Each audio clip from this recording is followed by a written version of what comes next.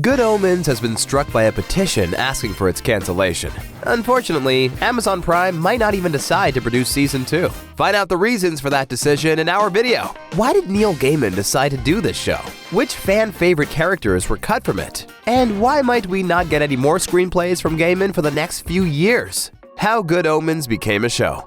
Based on the novel, Good Omens revealed the amazing world created by Neil Gaiman and Terry Pratchett. Terry Pratchett, most famous for the Discworld series of novels, tragically passed away 4 years ago in 2015. The legendary writer wasn't able to watch the show, despite the fact that the authors had made a 30-year pact that they would never do the screen version of Good Omens without each other. Neil recently spoke out about why he chose to create the show when he did, explaining that it was one of Terry's wishes before he passed away. The truth is, Gaiman and Pratchett had been searching for a screenwriter for a very long time, when one day, Neil received a letter. It was from Terry Pratchett, who asked his friend to do the show. He said, "Look, I know you're ridiculously busy, but you have to write this. Because of my Alzheimer's, I can't do it, but I want to see it. You're the only person who has the passion and love for Good Omens that I have.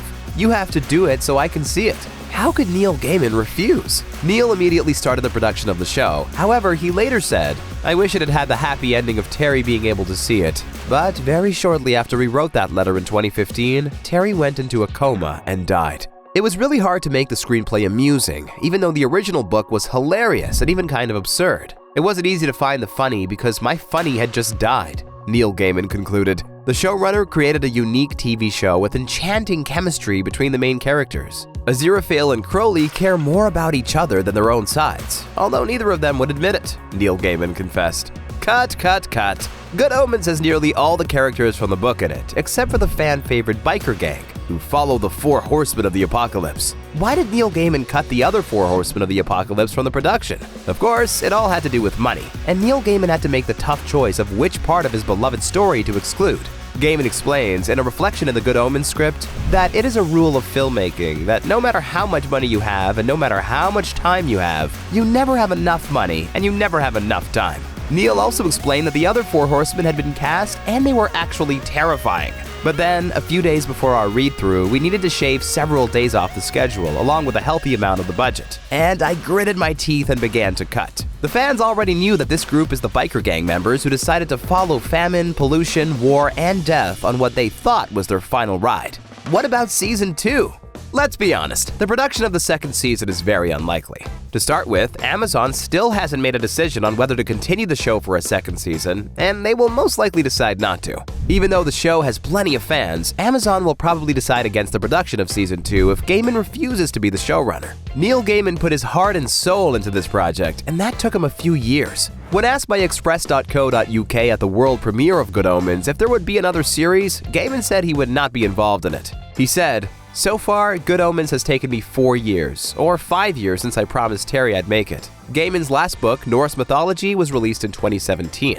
He also revealed it was his time to be an author, not a screenwriter or showrunner. Neil also confessed he wanted to spend more time with his wife, singer-songwriter Amanda Palmer. He adds, "I have a wife who has not seen enough of me for the last few years and is looking forward to me being at home." Nevertheless, the author has an overall deal with Amazon, suggesting that his time as a screenwriter is not fully over. Besides, 3 of his works are now being adapted: The Graveyard Book, The Thing About Cassandra, and Sandman. And we still aren't sure of what role Neil Gaiman will play in their on-screen production. But for the next few years, he will not work on any TV projects, including Good Omens. Netflix, please cancel Good Omens! More than 20,000 Christians have signed a petition for the cancellation of Good Omens. However, they addressed their petition to Netflix when the series was made by Amazon Prime. Petitioners believe that Good Omens is another step to make Satanism appear normal, light, and acceptable, and mocks God's wisdom.